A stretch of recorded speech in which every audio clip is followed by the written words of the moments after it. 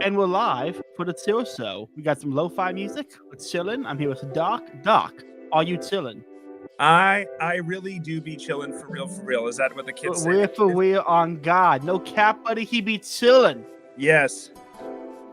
Well, you know, me and some of my fellow Anglo buddies used ChatGPT to write a Gen Z Lenten litany for Mardi Gras, and then we gifted it to our priest.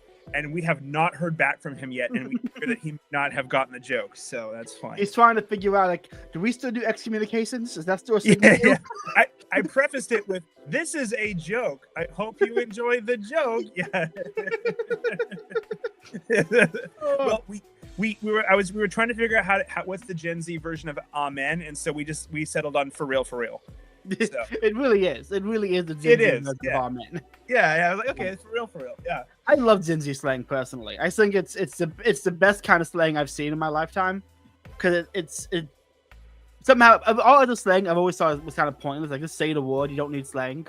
But this slang actually does seem great because it's a slang that developed solely through TikTok and Instagram. Yeah. So the shortest attention spans possible. Yeah. So I mean, whatever they could into, like, for real. Yeah. Or FR. Or I just say fur. Fur. Yeah, fur. But in conversation too, it's and I love slang because I think how do I put this?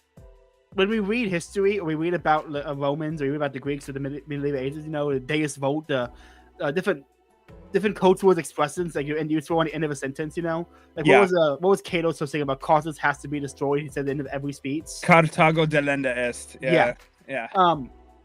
And so I like the Gen Z slang. We kind of have that same proclamation behind every sentence. Like, for real, no cap. And it's just the same kind of, like, you're like Michael Scott. You're like Michael Scott. You declare. I declare. Yes, I declare. I declare. Yeah. So I love Gen Z slang. Yeah, it's very good.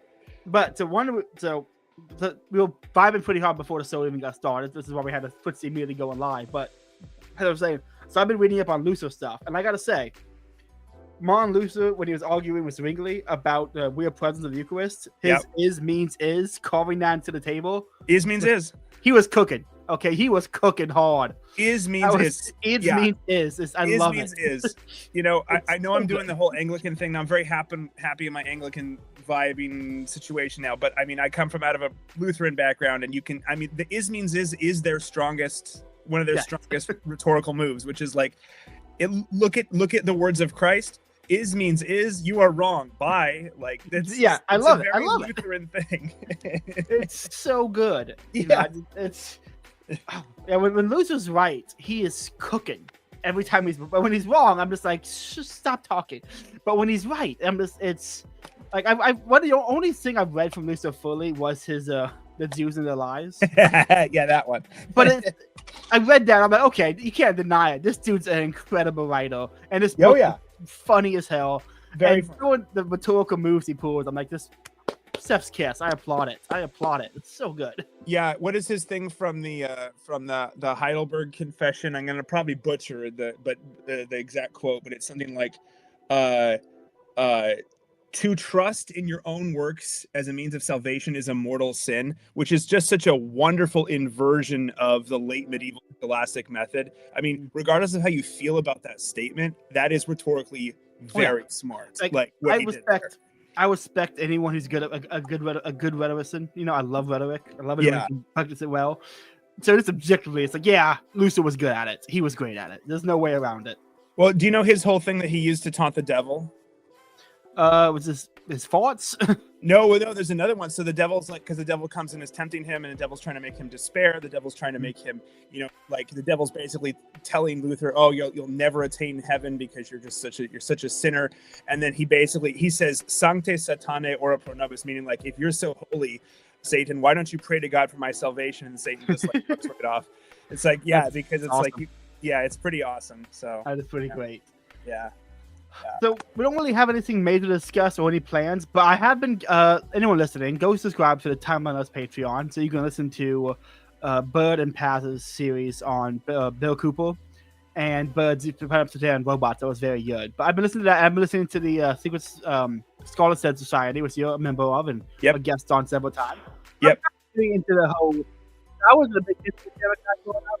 I had a mix of on TV and early on series, and you and getting into it now. I gotta say, very interesting.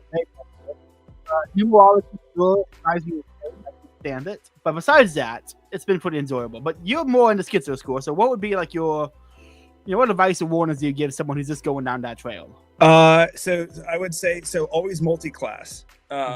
So in AA's video, hey Bulge. The boats. Am I in? Okay, good. Hello, everyone. No, please continue, Doc. Sorry, you were talking about AA's video on this. Oh yeah, well, as AA says, you can always multi-class in your schools of the right, and regardless of what anyone thinks about AA, I do think his schools of the right are useful, just as like a fun thing. It's all astrology, it's all space racism, but that's okay. They're not real, but they're useful. They're useful. They're very useful. Yeah.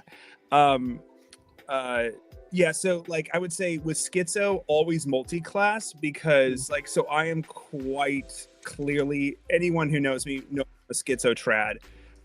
So you got like the trad side, very, obviously religiously, theologically grounded, but then also constantly looking, through older films for weird hand signals. And does this mean something? Does that mean something? Like, my brain will find patterns in anything, whether or not they're actually there, kind of hard to know. So that's the schizo side. So I have both. As they say, inside you are two wolves. The wolves sometimes get along, sometimes they don't get along. But yeah, if you go full schizo, basically what you become is, so I love him. I actually do love him, but you become Alex Jones. And I love Alex Jones. But the problem is that he is just too much himself. He's just only schizo. I mean, you could say maybe he has a slop quality to him. Maybe I view him more as just straight schizo. Yeah. And I think that again, being schizo allows you to view the world. I mean, it kind of really means you view the world very differently from other people. That can be quite nice, but you can view the world so differently that at some point you stop having any kind of value to other people, like, because you're just too lost in your own weird, thing. So I would say always multi-class.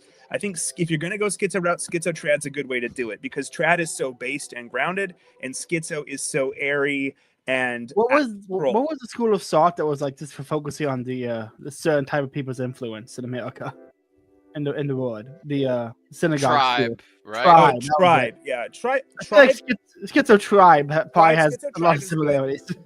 I find myself I think I've started peppering in a few tribal spells every once in a while, just because I'm somebody who studies history, and so that's kind of like something that's like you start noticing. You do notice tribe. Tribe is a very noticeable thing.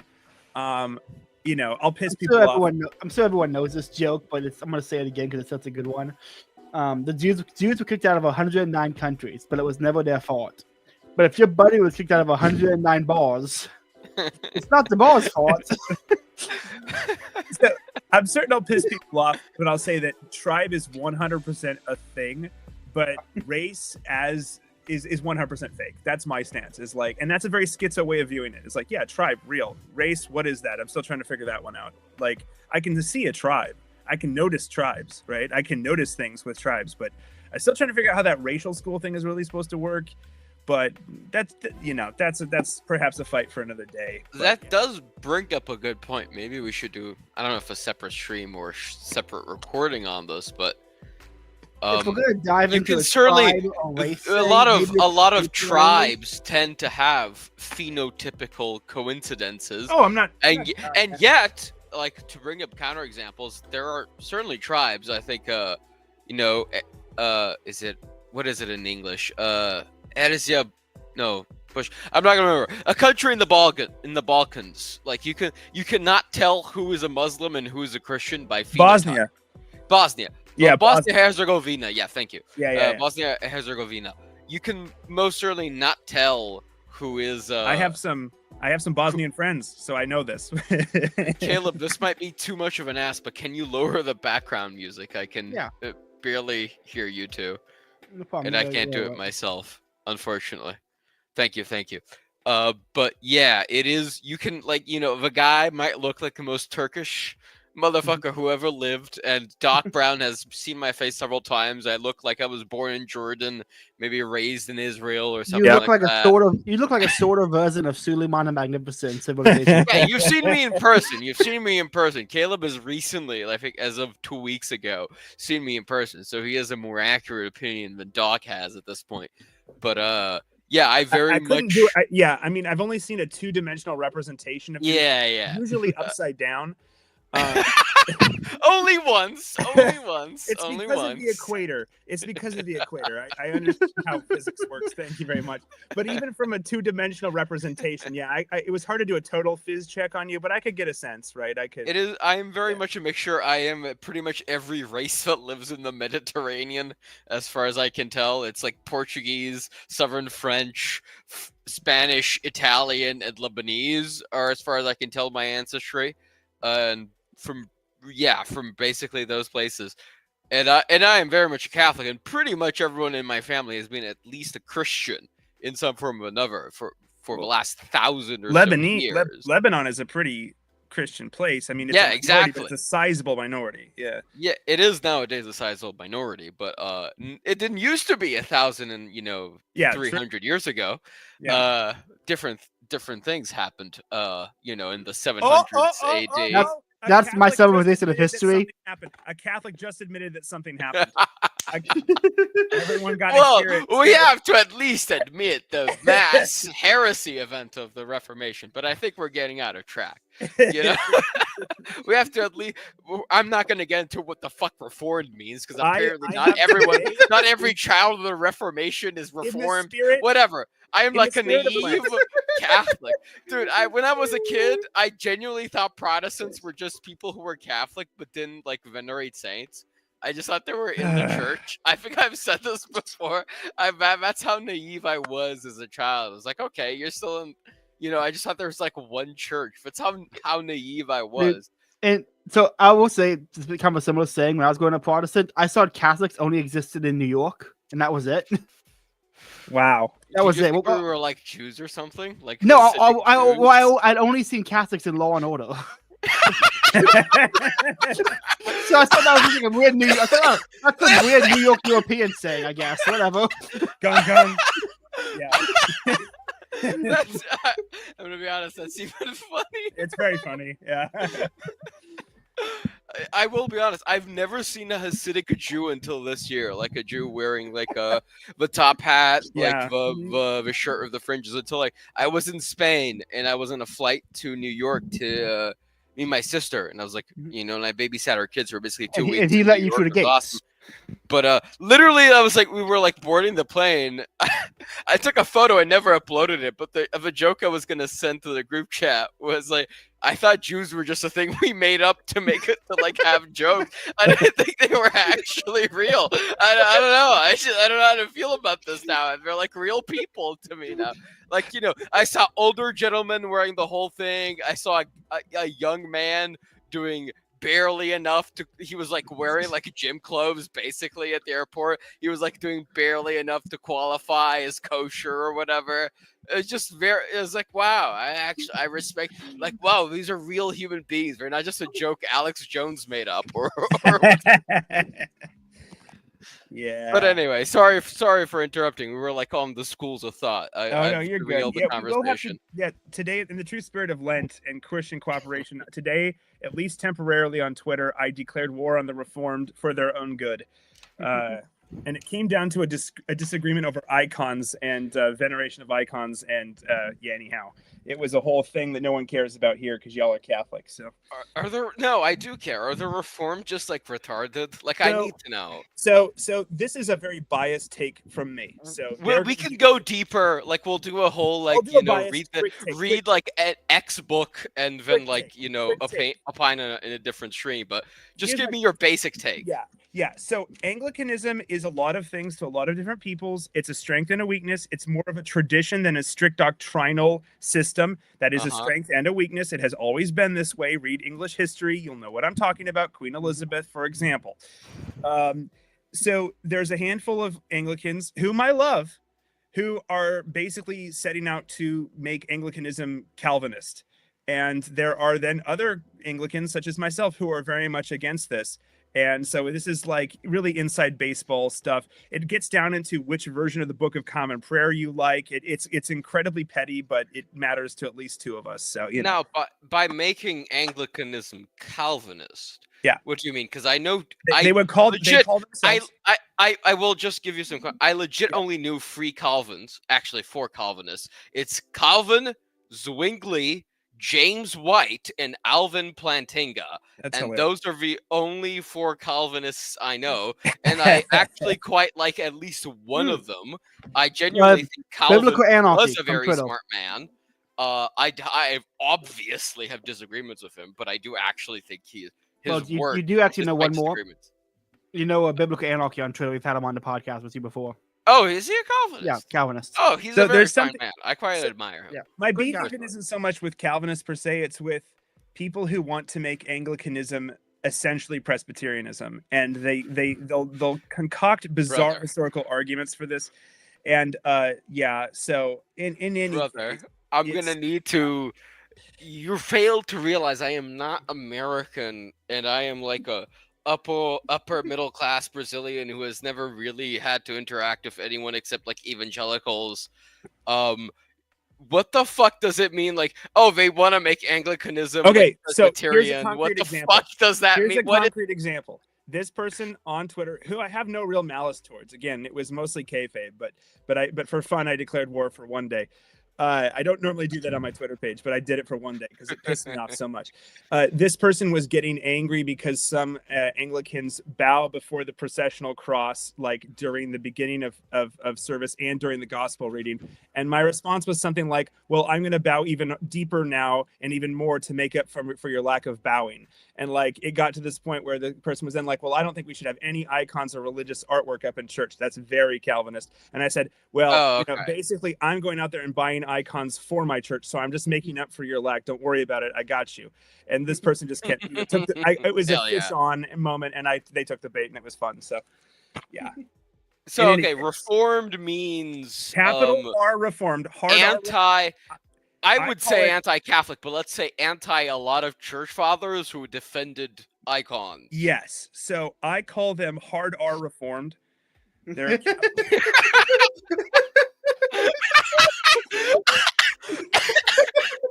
Yeah. Okay.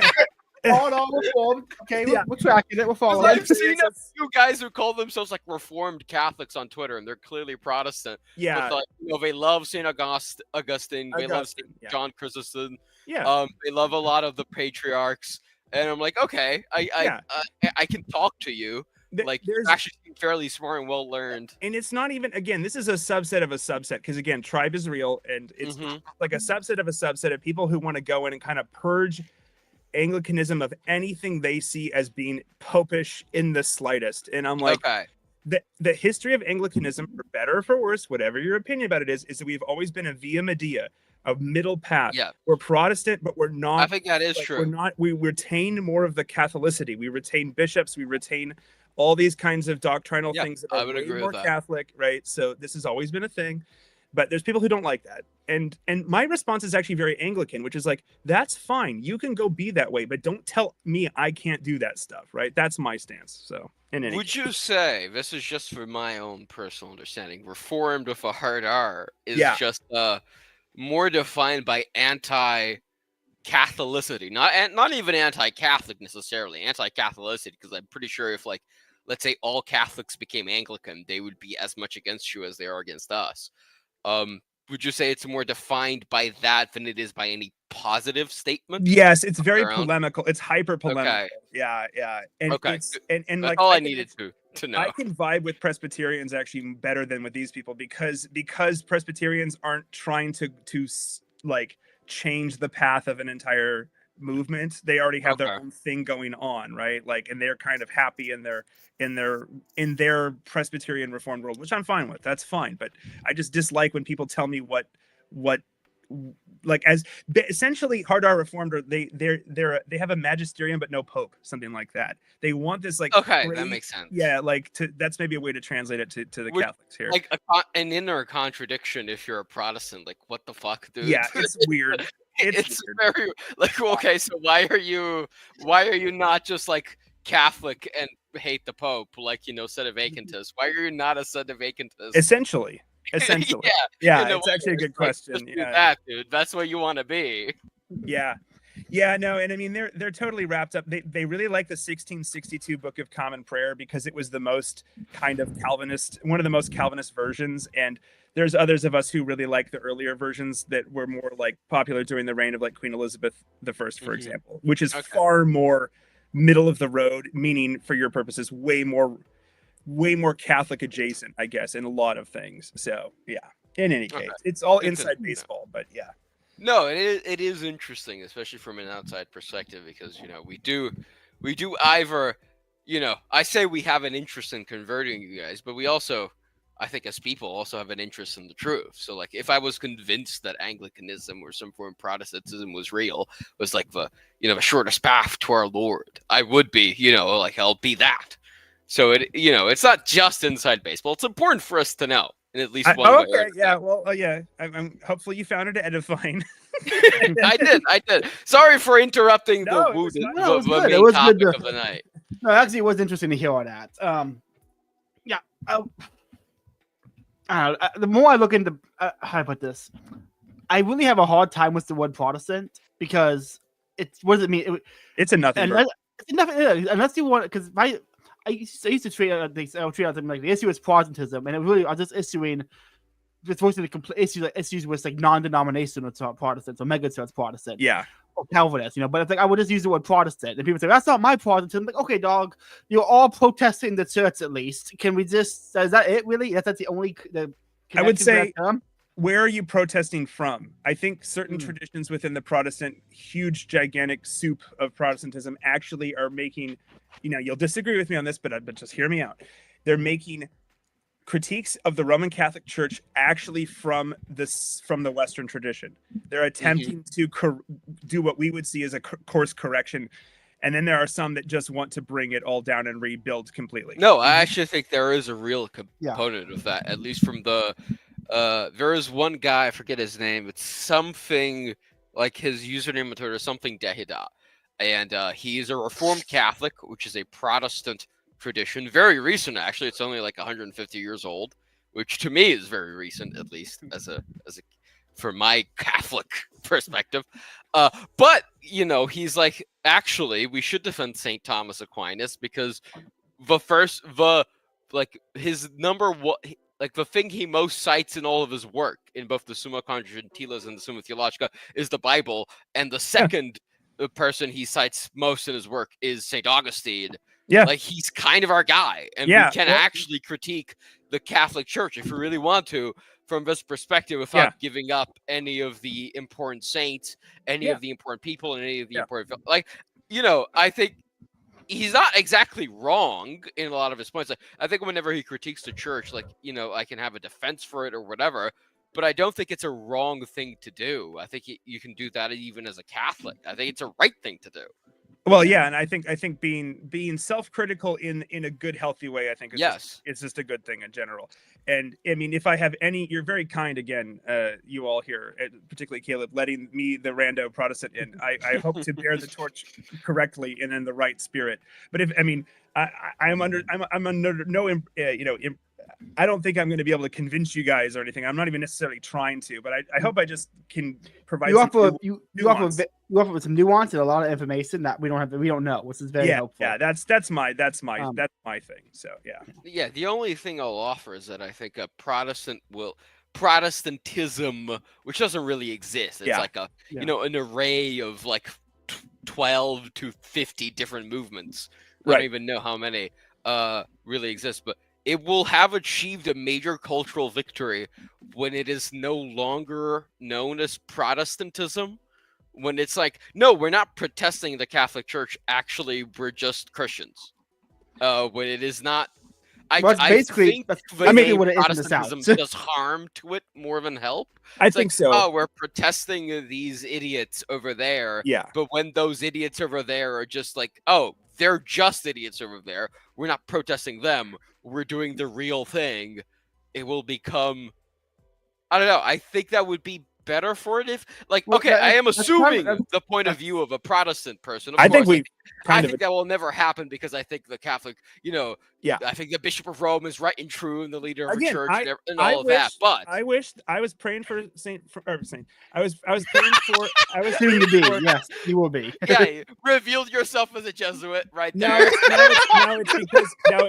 This is do you want to know what it is? It's What? because my patron saint is Pope, Saint St. Francis. Yeah, I knew Francis, so I you'd get say that. confused. Yeah. So because I do devotional prayers and I pray to Saint Francis to protect my dog and my cats when I go out to work and stuff. So it's kind of in the back of my brain. In any case, yeah, Francis, the Il Papa. I mean, I was praying for him. I'm glad he pulled through. I have no ill will towards the Bishop of Rome. Yeah, I don't. Really Yeah, you've I never just given any think that indication of it. Rome- I just think Has that no Rome jurisdiction. is a city that's a long ways away from me. Is my whole Yeah, thing, man. which is You fair know, like- enough. Which is fair enough. yeah, like it's like I don't hate that. It's not like my part of my tradition. At least it's part of the broader Christian tradition, but it's not my branch. I guess is my thing. So it's like yeah, which I think is fair enough. I'm not going I to think hate you're on wrong, somebody from but I think another it's branch. fair You enough. know, I'm not going to hate Yeah. on other branches. That's not what I try to do. I mean, I will sometimes temporarily declare war on people on Twitter who are being kind of ridiculous, but that Yeah, of course. anyone is welcome to declare war on me on Twitter if I'm being ridiculous. I mean, this is part of Twitter. This is what it's for. So, in any case, yeah. Anyway, we need to go back to the schools, or else Schools the are stream right. will never end. Yeah, well, the schizo question. So, first step was multi-class. That's a good advice. Don't just Multi-class, make and it one also- focus. Also, be prepared for what being schizo. Like, some of us are called. It's like the priesthood. Some of us are called to be schizos, but not everyone should be a schizo. So, if you know what I mean, like, Yeah. you probably don't. Like, you shouldn't want to be schizo. I think you should be like, I am schizo, and this is just how I am, and I'll use my schizoness for good, hopefully, right? I don't know if you. So, Caleb, maybe you have a schizo side. That's totally fine. Maybe don't set out to become more schizo because Yeah, I'm not setting out to become more schizo. I just like listening to but anything Bud puts out. Yeah, And Bill Cooper, I've never listened to him before. Rhetorically, he's very talented. oh yeah, There's no way around that. But I will say it is interesting because I do like hearing about I like esoteric stuff. Pythagoras, Babylonian religions, that kind of stuff. So it's interesting. But I won't go more. Anything post fall of Rome, I'm out. I don't really care anymore. Well, do you want me to Only ancient stuff I care about. do you want me to teach you a schizo spell? Sure. Okay, so here, you ready? Here you go. I'm ready. Fake. Say it with me, everyone. Fake. Fake. Fake. Fake. Fake.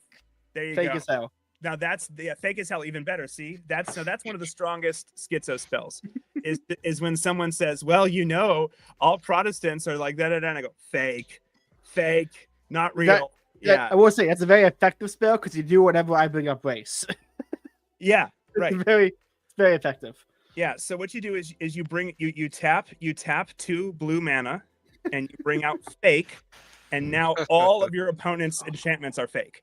Hold on, Doc. the Doc, remainder are you a Magic the Gathering guy? I used to be really deep into it, and then I started spending a lot of money on it. I was like, I got to be careful. So, Dude, same. I got one of the cards. I'm like, I can't. My friend for Christmas just gifted me a whole deck. Oh dear. It's just. I can't remember. I have it sitting out somewhere. But So what was your color? So when I first played, I did green blue. So Okay. now I'm playing. Let's see here. This is also green blue.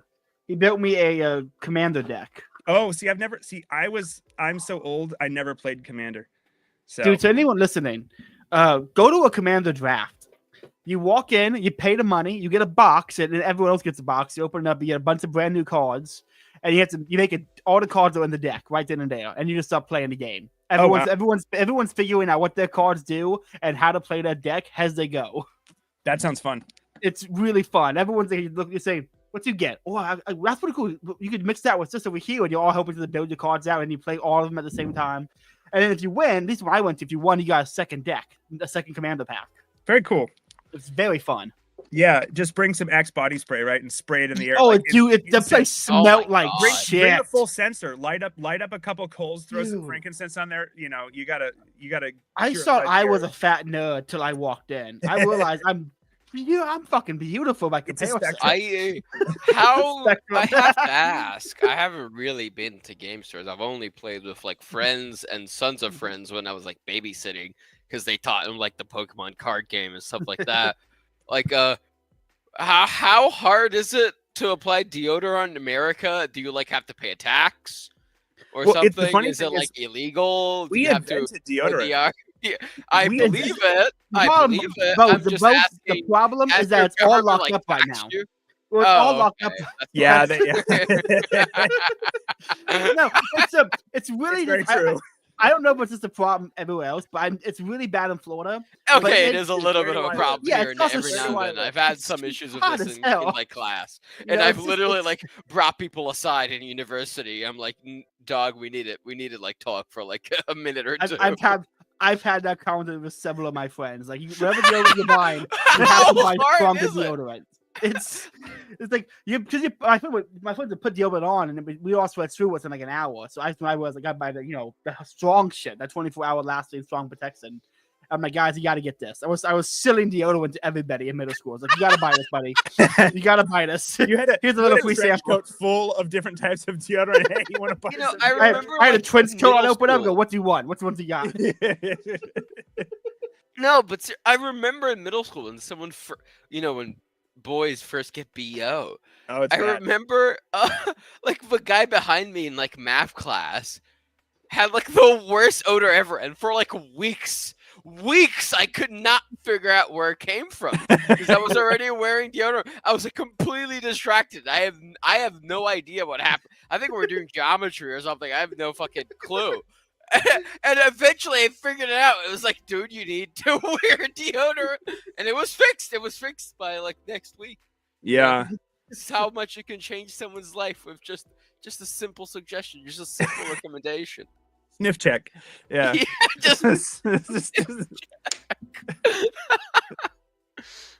No, it's yeah. No, but to everyone listening, you were saying about Magic the Gathering, you were saying fake spell, good little counter Yeah. thing. Yeah. I mean, it's a blue counter spell basically. So Mm-hmm. like any blue counter spell, fake doesn't last forever, right? You got to do more. But this is like that's what I keep saying is that like multi-class, right? Your schizo isn't enough. It's enough to start seeing things. The problem is you start seeing kind of a lot. I don't want to say everything. You don't see everything, but you see a lot, and it can be very disorienting, particularly if you're somebody who's kind of on that spectrum, right? We're all on several spectrums. And so yeah, again, if you find yourself, as I do, on the schizo, at least with one foot in the schizo class, own it, right? Hone it, but maybe don't go full, never, it's just like, Tropic never Thunder. go full retard. Never go full retard, never go full schizo, right? Like it's bad if you do. You'll start writing manifestos in cabins and things like that. It's very bad. Don't do that. I mean, that sounds fun, but I get it. Yeah. No, like, yeah, I've always been hesitant when it comes to the schizo schools or schizo SOT. I'm like, I'm not. I already see patterns everywhere. It's like I don't need to be studying or finding more information. Well, one of the things I think that's great about the Paws and Birds Bill Cooper series is that Cooper is really clear that this is what, in They his believe. estimation, this is what the elites believe, right? Like, Yes, and that's also yes. a very schizo framing of like, you don't necessarily need to believe that this is true. If your enemies believe this is true, then you should at least know what they believe, right? Because Yes. that Mhm. informs their symbols and the way they frame things. This is what made that so. That's why, again, anyone listening, go subscribe to Time on Us Patreon and listen to the show. It's really entertaining. Also, not only do Also Bird and Paz- subscribe to TLE Paz's Patreon for Yes. office hours of talk, by the way. Yeah. It's the Well, only so that- reason I give like Yeah, I Paz like think- $5 a month. It's to I listen to think, his chats and I talk. think we Very sold good. Tia Lee and Paz twice this episode. I haven't asked anyone to subscribe to this channel once. Listeners, please subscribe. Did the Give subscription? us money. Give us money. Actually, just you Actually, don't no, need I to subscribe. shut down to Patreon. PayPal me money. We No, don't make no. PayPal Caleb. No, PayPal you me can't. money. Personally. No, okay. Listen. I refuse to monetize my hobby because I'm going to keep Based. it a hobby. Based. This Based. is my. I This is my don't. You big- can pay me, listeners. You can this is whenever my you big feel. takeaway. This is my big the takeaway from need. Beyond Still Hans Burnout Bull test- Society. We Bull can't test the monetize jet our set. hobbies. Bulge has to He jet to does. Dubai for the weekend, so like he needs it. So like, yeah, wherever the hell he's going. Yeah. Yeah, I'm globetrotting. I We'll need set the up a money. Patreon called Moses. I need the We'll set up a discretionary income. Patreon called Bones' Travel Fund, and you can just post your photos from your travels.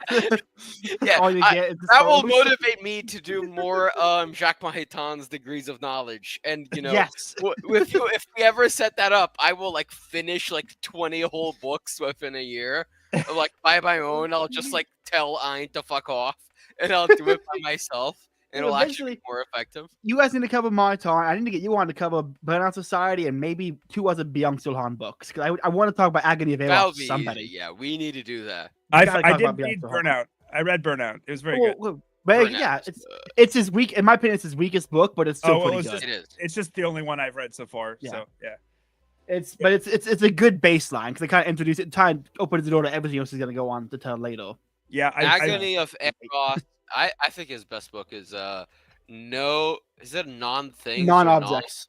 Non-objects in English. Thank you. Yeah. Non coisas in Portuguese, which is the original language I read it in. I've read it in English at this point, but I just forgot the title. I need to order. I actually need to go through because I am uniquely posed to be able to do this. I just need to read him in the original German. Oh, you It is- should. Oh, you should. That Yeah. would be very cool because Yeah, I will need say to I just don't read know. it in German. I don't really remember how the English book goes in a lot of ways, but in the Portuguese translation, they will often, if they find a word kind of hard to translate it, they will translate it, and then like in a sentence, if they can't translate it in a single word, and then Yeah. they'll just put the German word in brackets. They Like do if that you know in German English. Yeah. or know They something. do that several times in English books as well. They can Okay, just- good to know. Good to know. Yeah. You should absolutely read him in German. Yeah. I should do that. Yeah. Agony of Eros and Scent of Time. are I his mean, two- the most interesting thing will be to hear you evaluate his German accent from a documentary. Oh yeah, I need to watch that. Yeah. Because Dude, I am that is- so curious if he sounds South Korean. I have no idea how his German accent sounds like I'll have to do to a that. I'll German do that. speaker. Dude, That'll that just be anyone interesting. listening, go watch that documentary from Byung Chul Han. Especially if you speak Portuguese, because there are Portuguese. Like the first result for me is like the title is in English, but it only has Portuguese subtitles handmade. Like everything else is like auto-generated, which kind of sucks. But, Yeah. but if you speak Portuguese, it's awesome. I don't know why. I think it's just because Portuguese philosophy professors show that to their students, like at high school. Huh. So someone just like same thing with Roger Scruton's Pursuit of Beauty, or his documentary on beauty. You can find it with Portuguese subtitles. You cannot find it with any other language subtitles. You can find it on Vimeo with Portuguese subtitles to this day. Like it's Dude, super easy. I miss Scruton so much. My Every once in a while, I professor, miss him. literally, He's- my professor showed like I'd read like 2 Scruton books up to that point, but I was like 18 in high school. My professor showed us that documentary on Vimeo with like Portuguese subtitles, which is Oh. so funny to me. I still, it might be his best speech, but the tyranny of pop music it ranks in like my top 5 favorite like philosophy things ever. The It's Plato so- Symposium, the Summa, the tyranny of pop music. It Nicolai, is, like this is I think, so good. genuinely a crime that no studio, like at gunpoint, forced Roger Scruton to read his own books for audiobooks. Yes. It is like criminal because he has a better voice than Mhm. any of his narrators ever have, and it is criminal that like the BBC or some other. It is a failure of the British royal institutions and the British public institutions that they never forced him at gunpoint to just narrate all of his books. I Yes. want Zizek to do his own audiobooks. No. I would pay for Yes, that. yes, yeah. I gotta. I have no idea what Zizek believes or anything about him. I've he seen a believes few nothing. videos. I've seen a few videos from him about getting the inward pass, and it's just he seems incredible. And that Nietzschean guy on Twitter has some great tweets about Zizek that have been pretty entertaining. But Zizek has great sociological insights, but don't be fooled. He is a nihilist. Yeah. yeah. Nothing deeper behind it. At least Scruton was, by his death, was edging was pretty much a Christian and edging it at least close to Anglo-Catholicism, to Anglicanism, to some form of Anglicanism at least. He had a whole book defending the Church of England in the early 2000s. So at least we can, like, he did actually believe in something. Zizek, I don't think does, but he is a great social analyst. Yeah, that's pretty accurate, I'd say. Anyway, back to AA. Well, that was just the jumping off point, I think, unless Caleb had a deeper point. Yeah. Yeah, here's a question. So if anyone starts listening to anything schizo or has that kind of schizo mindset or starts, studying the dark arts, if you put it in nerd terms. Yeah. What are some rhetorical tricks that you might have seen that are done by bad face actors or really stupid people to trick people? I remember Bird and Powers did mention that the weakest part of Bill Cooper's arguments in the second episode is his weird language connections. Like, oh, set means this, and he's got all these weird language connections. Yeah, I've never been. I mean, to me, it just sounds like I've never been a leader since Gavin Guinness had a joke about black guys saying, "Oh, libraries, that's where they keep the lies," and that's what I heard. That I can't take any language connection argument seriously because that's just it seems kind of dumb. I get why Cooper was doing it, but it seems like what's other weird tricks people might try to pull to pull the rule of your eyes? Yeah, that's a good question because that actually ties into. I'll plug it again. This last month's Enchanted Office Hour episode with Paz, we talked all about this. Like, why do words mean anything, right? Like, why does any word have any meaning? People. I think that is a good point. A thing that some people, bad faith schizo types, do is to say this word sounds like this, so it must automatically be this. And I guess for me, as somebody who, when I'm not doing the schizo thing, is I'm a philologist, a kind of a linguist. I would say, well, hold your horses there, right? Just because things sound the same, it's a tricky thing. Just because things sound the same doesn't mean they're derived from the same thing. However, at the same time, if enough people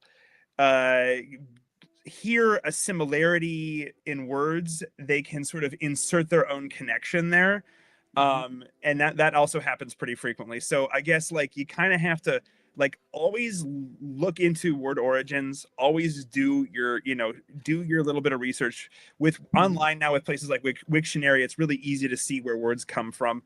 But at the same time, recognize that, again, if enough people do believe that library is the place where they keep the lies, then I guess, even though that's not historically true, maybe it becomes true if enough people believe that. That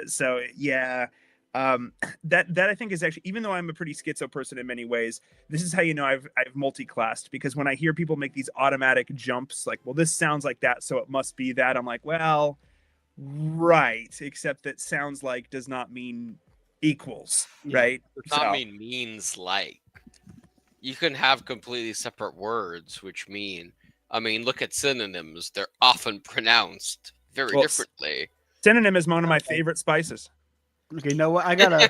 Okay, you mentioned that, and this is gonna be a total diversion, but I think both what not seen before. Doc, did you ever watch VeggieTales growing up?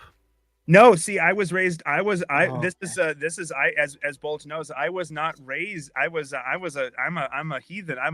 I'm a weirdo on the outside. Yeah, I wasn't raised in any of the weird evangeli slop stuff at all. Yeah, we went over this in the pig episode. Okay. Well, I will be. The Nightmare Before Christmas episode too. Yes.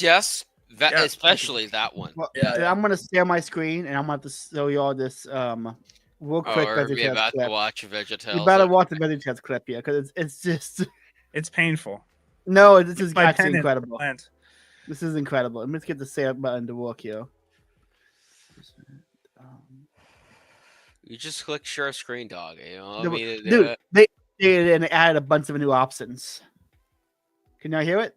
And now it's time for Schoolhouse with Laddie, the part of the show where Laddie comes out and sings a schoolhouse polka. Whether you like it or not. Weather is cold, warm, and hot. Two, my favorite toys. I'm bringing two. A place the first one enjoys, and I'm bringing two. Homophones, where the crews come cruising down the lane. Homophones,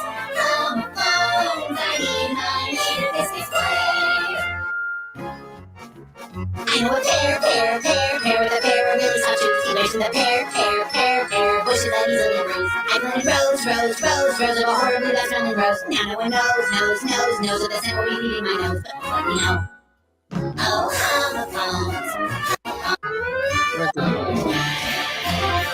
I just,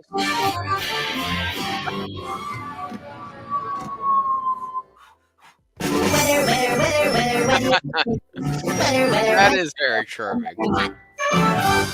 This has been Schoolhouse Polka with Laddie. Tune in next time to hear Laddie sing. Listening to my preposition, I took it on an expedition, but by the thing I keep my fishing. Got infected with a strict condition. And I'm a pronoun, they're a pronoun, he's a pronoun, she's a pronoun. Would you like to be a pronoun too? That is. Oh wow. We just keep going. Quickest, newest, blondest, nicest, softest, tallest, toughest, lightest, smoothest, kindest, flattest, tightest, most amazing adjective I've ever seen. and I'm done. interjections, adverbs. No. That Well, is actually very charming. Caleb, you're being very Whatever. homophonic right now. Whenever I think of Phil Vischer, that is very charming. Well, Bull just someone who's learned English as a second or as a foreign language will know that the amount of homophones in English is kind of staggering. So Yes. yeah. Oh, it is. It is certainly not equal to the ones I know in Portuguese or Spanish, or my faint knowledge of French or Italian. It is crazy. Yeah. Like, every time anyone says synonym, a homophone, or any description for like the categories of words or whatever it is, I can't help but start singing that song or humming it. It's ingrained in my brain from childhood. But it is a funny song. It is Yeah. one of the reasons I think English is such a rich language in terms of poetry. Yeah.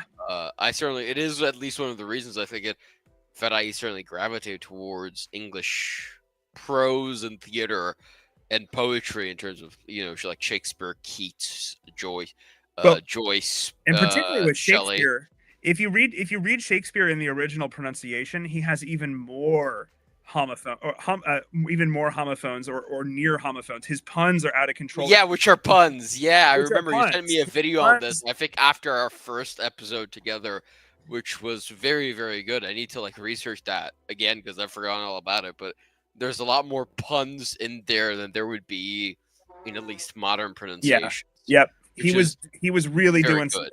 cool stuff. Yeah. And a lot of them are hypersexual, which is very Yes. Yeah. Almost all. I mean, as if you everyone. The first Shakespeare play I read in high school when I was 16 years old. It was the whole class is reading it.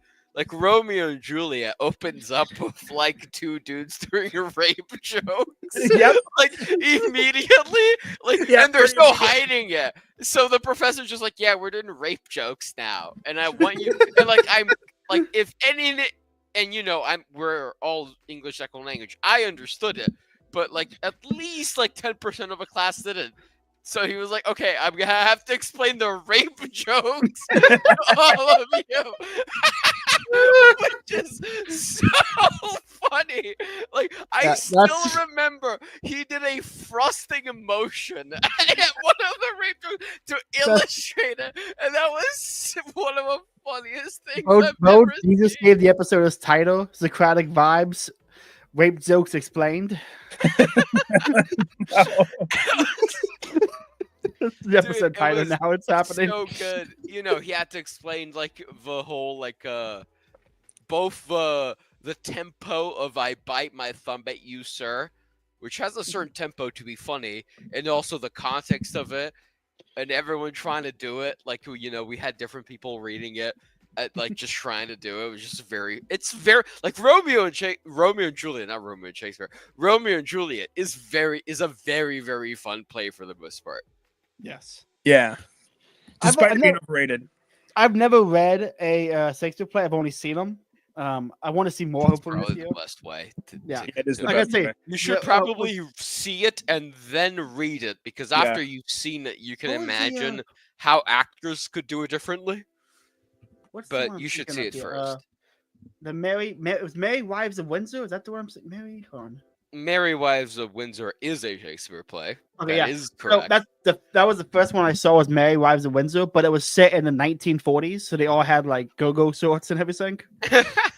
It was I've actually never seen Merry Wives of Windsor. I It was should see actually- it because it's one of the favorite plays of what is considered the best author of Brazil, Machado de Assis. He was probably the biggest Shakespeare fanboy of all time. One day I will discuss his Shakespeare fanboydom because it would require a whole episode in and of itself. But in That'd be every book, fun. there are countless Shakespeare references in every book of his.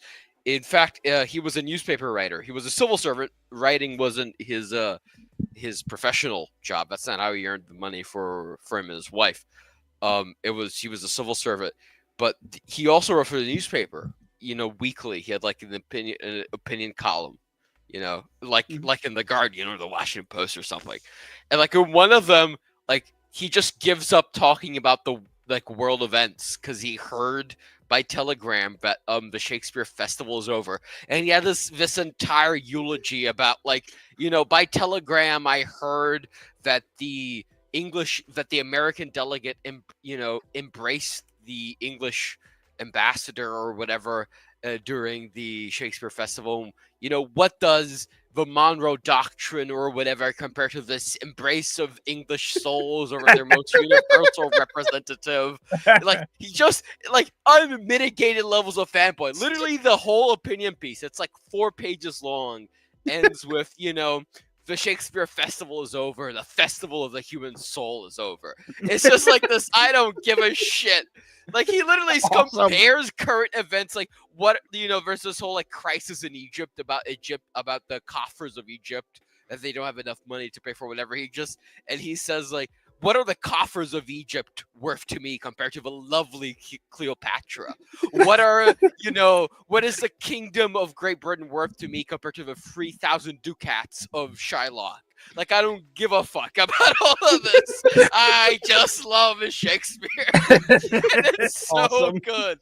It's like, it's on it, and it's all written in Portuguese. It's like shocking. I've translated it live for some of my friends who were English speakers when I was living in Canada because it's so good. Like I'm gonna have to have you on again soon to do that. Just to have you on to read it and Dude, translate it. I will read all of it, which would be a whole stream because it's like 4 pages long. We'll have but I to can do it it. fairly quickly. I would DM you after the stream is over and we'll start setting up a day for Please, that because that please. sounds incredible. It is very fun. It It sounds is so much fun. It is so good because he's such a fanboy. I mean, the reason why the Merry Wives of Windsor just like was a trigger phase for me is because his most famous book, in at least Portuguese, his most famous book in English is Epitaph of a Small Winner, which is the literal translation of the original title is the posthumous memoirs of Brás Cubas. So the premise is this dead guy wrote a memoir while dead and then sent it to the living world. It's a very funny book. It parodies all of these humanist philosophies all the time. Parodies a lot of secular stuff. He was a Catholic, I believe, or at least a very fervent Christian. And in this memoir and in his most popular book in Portuguese, Dom Casmurro, which means Don like asshole, basically. It's like this very like Don curmudgeon, I think would be the better translation. Is basically what it means. And there's a whole chapter where he describes the world as an opera written by God and orchestrated by the devil. But then while midway through the chapter, which is only 4 pages long, his chapters are very short. He says like, but everyone thinks that the devil stole from Shakespeare because he described the whole human drama, and he quotes like several pieces from the Merry Wives of Windsor, and yet the poor devil, he is no plagiarist. It is Shakespeare who really stole from him. It's so good. It's dude, awesome. I need to read like his work to you. You would find it very, very charming. It's so incredible. Good. And he's very like Kafkaesque and postmodernist, but he was writing in the 1880s. Very, very modern, like shocking. Speaking of great authors, have you made it any farther into Oh Man to See? I finished it. Okay, what did you think?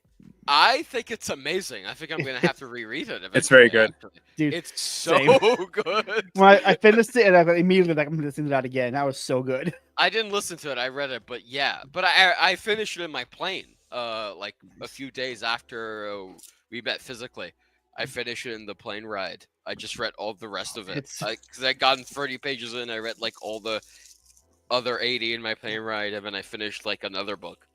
Doc, what are your thoughts Didn't on Old sleep. Man to See and Ernest Hemingway? What do It's you been a think? long time since I've read it, but I remember enjoying it thoroughly. I think I read it back in high school, which was a long time ago. But I It is a very short book. It's a good book Yeah, to read in yeah. high school because it is very deep but very, very short. You can enjoy it either way.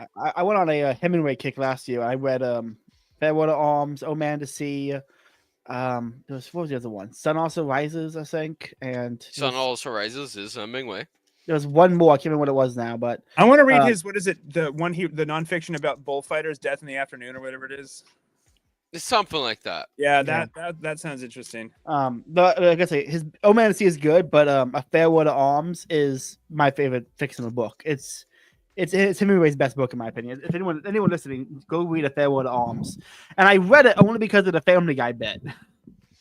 I have anyone not else seen done the Family Guy bit, but if that's your favorite fiction book, you need to read Master and Margarita, which Okay, is so my favorite fiction I've book. started it several times. It's so weird. You fucking idiot! Just I- fucking it's on my finish it. list.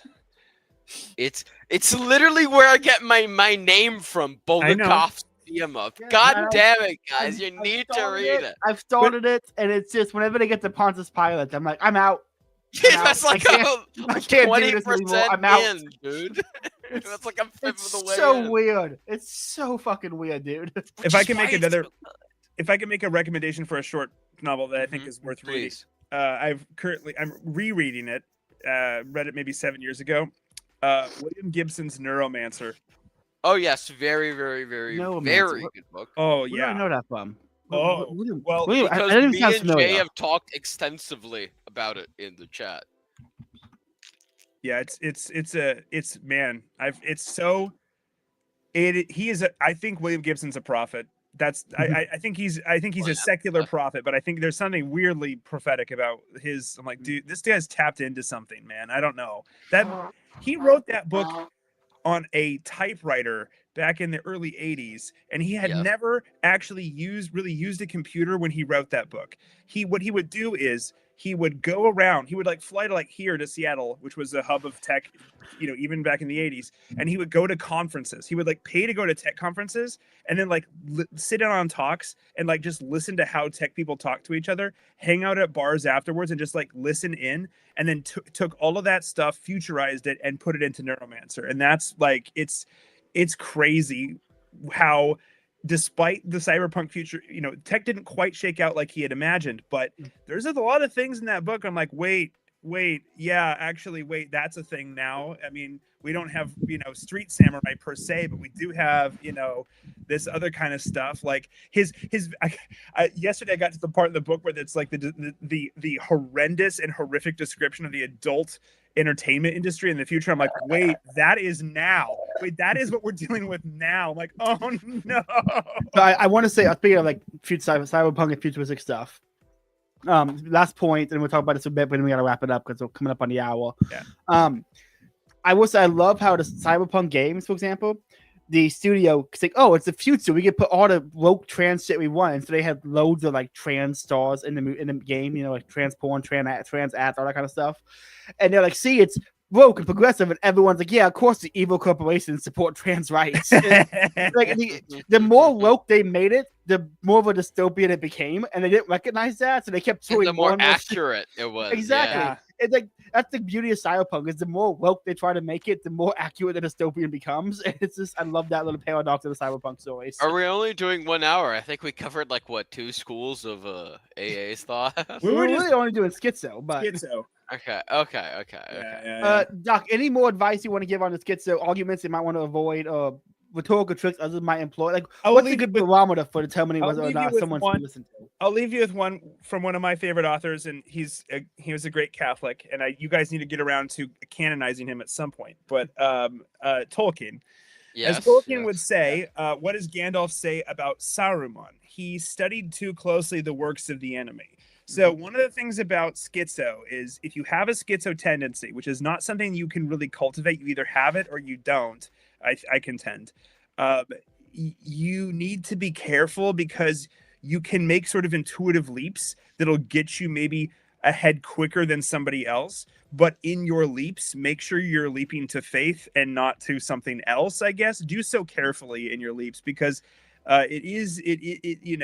because if you study too closely the works of the enemy, you can get suckered. So it happens to the best of us. So fantastic advice, Doc. Thank you for the advice. Thanks for coming on, Bo. Thank you for hopping in and joining. Give your plugs, boys. Give your plugs. Where can people find you guys at? Doc goes first because my plug is I'm here.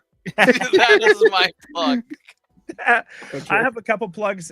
So I have we maybe put out 1 to 2 episodes a month on YouTube. It's purely for hobby. Check it out if you'd like. The Wandering Humanists. Bulge has been on. Caleb has been on. That's sort of when I have a fun idea and I can wrangle some friends in, we'll go talk about some fun schizo shit for an hour and a half. The thing I do more regularly is every month on Pause from TLE. He has a Scarlet Thread Society. I have a monthly show with him called the Enchanted Office Hours, wherein we talk about slightly more equally schizo, but more maybe academically minded stuff. This month for St. Patrick's Day, we're talking about loricas, which are Irish prayers. So it should be fun. Cool. Yeah. Fantastic. Yeah. Well, that sounds like a lot of fun. I'm excited. Okay, everyone. Thanks for listening. Carl and I will have a new Testa Belloc essay coming out, or Substack coming out today or tomorrow. We're going to try to record the episode this month. Jeremy, Kubas, and Jay and I will be recording tomorrow night at 10 Eastern time. That's going to be a whole lot of fun. And March 16th, this is might go up on the page, be the last thing on the Patreon before everything gets from there gets moved to YouTube. Pecchio, this guy here, and Gustavo from Twitter and I will be doing a watch party and then a post watch party discussion on WALL-E, Pixar's most pathetic film, because it doesn't make future. Speaking of cyberpunk, yes, dude, I can't even get into WALL-E right now because we're going to an hour, but it's such a great movie. Everyone listening needs to watch it. Yeah, you should watch it. I've only watched it like twice when I was like 10 or whenever it came out, but it's so good. It's so good. Okay, everyone, thanks for listening. Have a good night and God bless.